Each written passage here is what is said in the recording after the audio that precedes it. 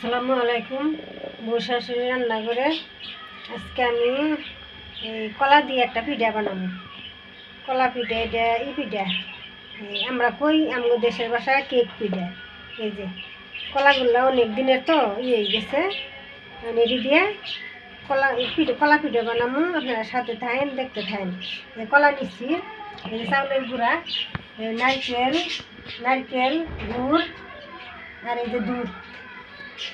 যদি আমি আগে কলা দিয়ে আমি ছিলে নিই। এই যে কলাগুলো আমি ছিলে নিতে আসছি একটা বলের মধ্যে, স্টিলের বলের মধ্যে কলাগুলো ছিলে নিতে আসছি। কলাগুলো ছেলা হয়ে গেছে, কারণ আমি কলাগুলা মাখাই নিই।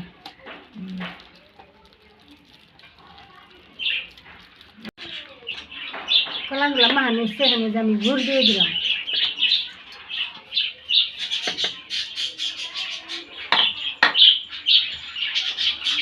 দিয়ে দিলাম লবণ,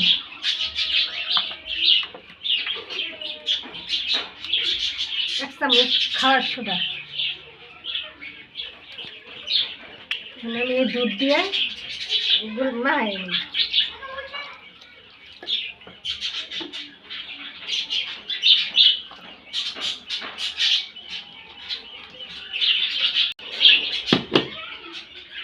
আমি এই যে চাউলের গুঁড়া দিয়ে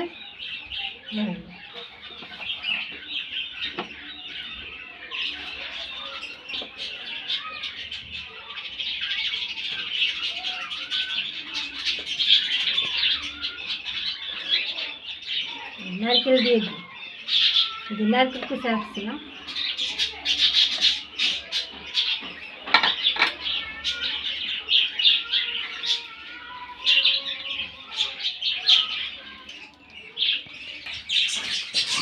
এই যে আমার গুছিটার গুলা হয়ে গেছে। এই যে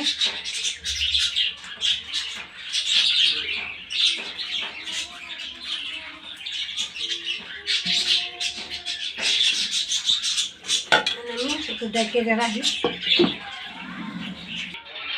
এই পাতিলটা চুলা দিচ্ছি, আমি এই তেলাটা দিয়ে পরিষ্কার একটা কাপড় দিয়ে আমি পাতিল দিয়ে বেঁধে নিব।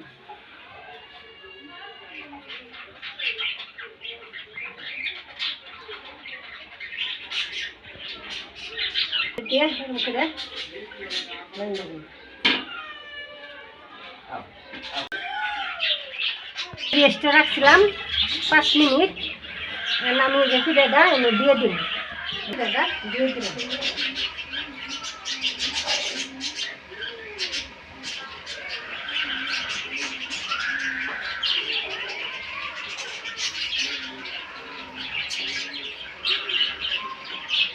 এটা দেওয়া হয়ে গেছে, এখন আমি এই যে ডাইকে দিলাম।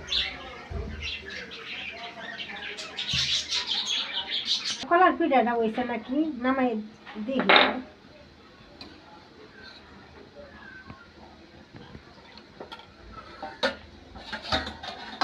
এটা কাড়ি দিয়ে দেখে নিই।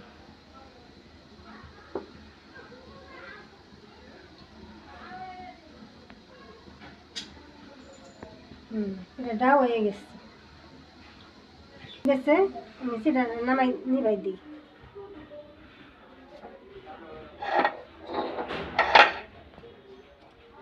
পিঠাটা নামাই নিই।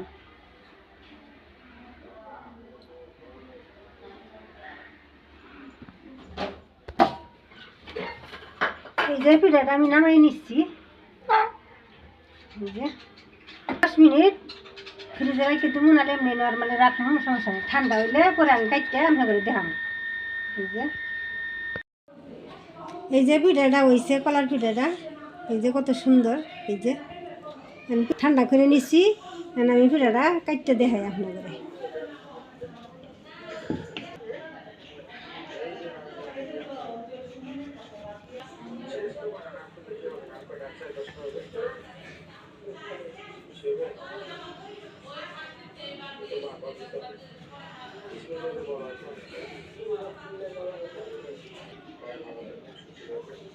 এই যে পিঠাটা এই যে কাটছি, ঠান্ডা হয়েছিল। এই যে দেখেন কি নরম তুলতুলা। এই যে এরকম করে আপনারা বানায় খাইবেন, শীতের দিন খাইলে অনেক মজা লাগে।